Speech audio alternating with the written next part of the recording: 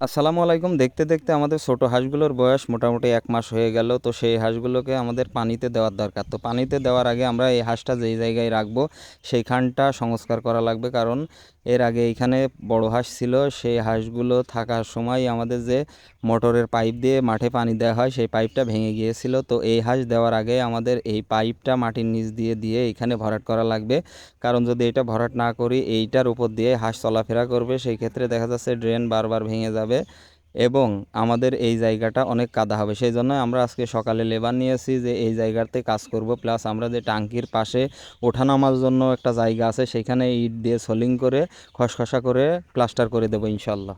তো সকাল থেকে লেবার কাজ করছে, তারপরে খাওয়া দাওয়া শেষ করে আমরা আমাদের যে হাঁস ওঠানামা করার জন্য যে আগের যে জায়গাটা ইট পাড়া ছিল সেই ইটগুলো নষ্ট হয়ে গেছে, সেই ইটগুলো আমরা নতুন করে তুলে দিয়ে আবার এই ইটগুলো পরিষ্কার করে নিচে বালি এবং ইটের গুঁড়া দিয়ে আমরা এইখানে খসখসা করে প্লাস্টার করে দেব।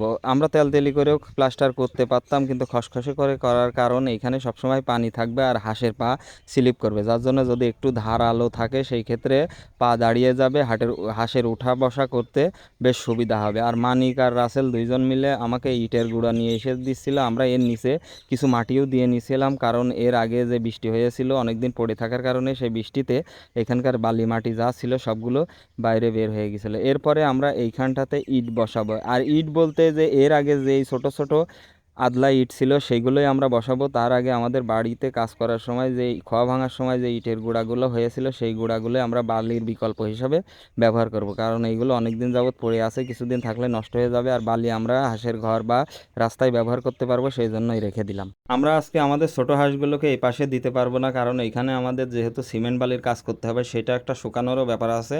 কিন্তু আমরা যদি আজকে এই জায়গাটা প্রস্তুত করে রাখতে পারি তাহলে ইনশাল্লাহ কালকে সকালে আমরা এখানে হাঁসটা ছেড়ে দেব। আর হাঁসটা বাইরে না ছাড়ার কারণে আমাদের যে হাঁসের ঘর আছে সেই ঘরটাও বেশ নোংরা হচ্ছে।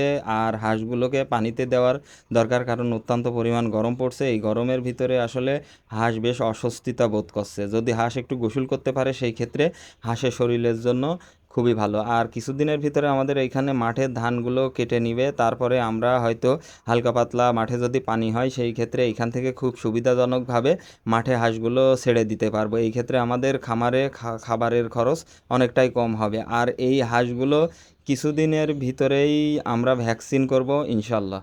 তো আমরা সোলিং করার পরে যেই বেশি পরিমাণ ফাঁকা ছিল সেই ফাঁকাগুলোতে আমরা মোটা কিছু বালি দিয়ে তারপরে পানি দিয়ে সেই বালিগুলো ভিতরে ঢুকিয়ে দিয়ে তারপরে আমাদের যে টাঙ্কিটা ছিল সেই টাঙ্কিটার এক জায়গায় ফেটে গিয়েছিল, সেই ফাটাটা সুন্দরভাবে আটকে দিলাম। তারপরে আমরা যেইটাই সোলিং করলাম সেই সোলিংয়ের উপর প্লাস্টারগুলো সুন্দরভাবে লেপে দেবো। আর লেপাটা একটু খসখসা করে রাখবো, কারণ সমান করব না। আর সমান না করার কারণ আমি এর আগেও বলেছি।